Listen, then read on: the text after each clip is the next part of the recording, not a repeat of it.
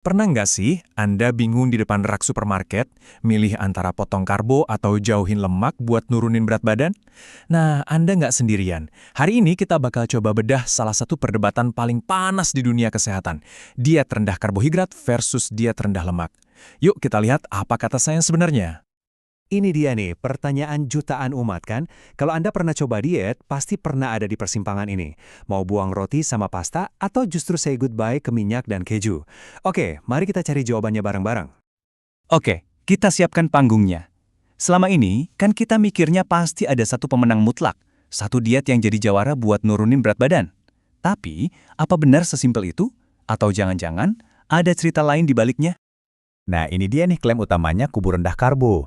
Idenya tuh, dengan memangkas karbohidrat, tubuh kita bakal berubah jadi mesin pembakar lemak super.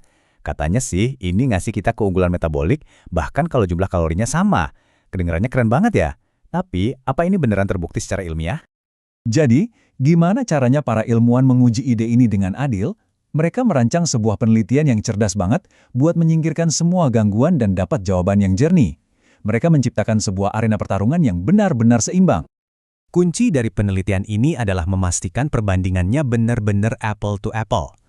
Para peneliti bikin kedua kelompok diet makan jumlah kalori dan protein yang persis sama setiap hari.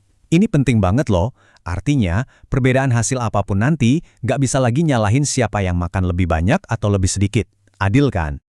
Dan ini dia, satu-satunya perbedaan di antara kedua kelompok. Yang satu, nuker karbohidratnya dengan lemak, yang satunya lagi, sebaliknya. Semua hal lain, total kalori dan proteinnya, dibuat sama persis. Pertarungan yang dirancang dengan sempurna. Dengan desain penelitian yang serapi ini, semua orang udah nunggu-nunggu hasil yang pasti. Pastinya diet rendah karbo bakal menang telak dong, menunjukin keunggulan metaboliknya. Ternyata hasilnya justru di luar dugaan. Yap, Anda nggak salah dengar. Waktu kalori dan protein disamakan, keunggulan metabolik yang sering disebut-sebut itu hilang begitu saja. Mitosnya terbantahkan, timbangan nunjukin hasil yang kurang lebih sama buat kedua kelompok. Jadi intinya, dalam kondisi lab yang terkontrol ketat, nggak ada satu diet yang lebih super dari yang lain buat nurunin berat badan. Eits, tapi ceritanya belum selesai. Kalau kita gali lebih dalam, ada beberapa perbedaan menarik. Kedua diet ini sama-sama bagus buat nurunin lipid. Itu kabar baik. Diet rendah karbo kelihatannya sedikit lebih unggul buat nurunin trigliserida. Tapi, ada tapinya. Kelompok rendah karbo lebih sering ngalamin ngidam dan bau mulut, sementara kelompok rendah lemak harus berurusan sama sendawa dan perut kembung. Nah, hasil ini membawa kita ke sebuah titik balik yang menarik banget. Kalau penurunan berat badannya pada dasarnya sama aja, berarti nggak penting dong kita pilih diet yang mana? Atau mungkin selama ini kita salah nanya? Pertanyaan ini nih yang membawa kita ke level selanjutnya. Apa sih yang sebenarnya terjadi di dalam tubuh kita, sesuatu yang nggak kelihatan di timbangan kamar mandi? Ini yang membawa kita ke penelitian kedua yang mengungkap sesuatu yang sama sekali nggak terduga. Sekarang, ayo kita intip di balik layar. Ada sebuah penelitian lain yang memutuskan untuk nggak peduli sama timbangan, tapi justru menyelidiki perubahan lain di dalam tubuh. Khususnya mereka melihat gimana diet yang berbeda mempengaruhi hormon-hormon kunci kita. Oke, sebelum lanjut kita kenalan dulu sama pemain utamanya, kortisol. Ini bukan cuma soal stres ya, kortisol itu kayak manajer utama metabolisme tubuh Anda. Gimana tubuh kita mengelolanya, itu jadi hal yang krusial buat kesehatan kita secara keseluruhan. Dan inilah penemuan yang mengejutkan. Diet tinggi lemak dan rendah karbohidrat ternyata secara signifikan mengubah cara tubuh memproses kortisol. Bayangin aja kayak tombol volume sistem hormon stres di tubuh Anda itu diputar jadi lebih kencang. Sebaliknya, diet yang lebih seimbang dengan karbohidrat sedang sama sekali nggak nunjukin efek ini.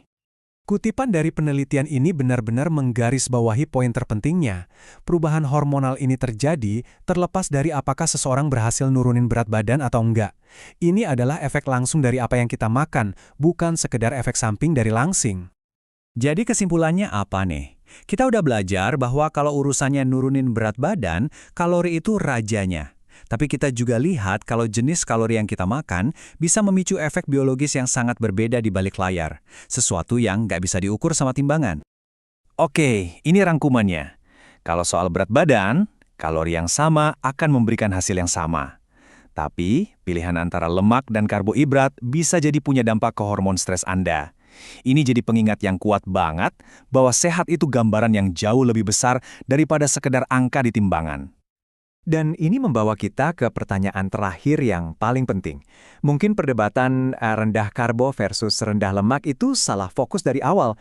Mungkin pertanyaan yang lebih baik adalah, apa sih yang sebenarnya mau kita capai? Turunnya berat badan, keseimbangan hormon, atau kesehatan secara menyeluruh?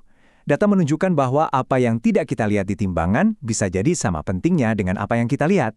Sesuatu untuk kita renungkan ya.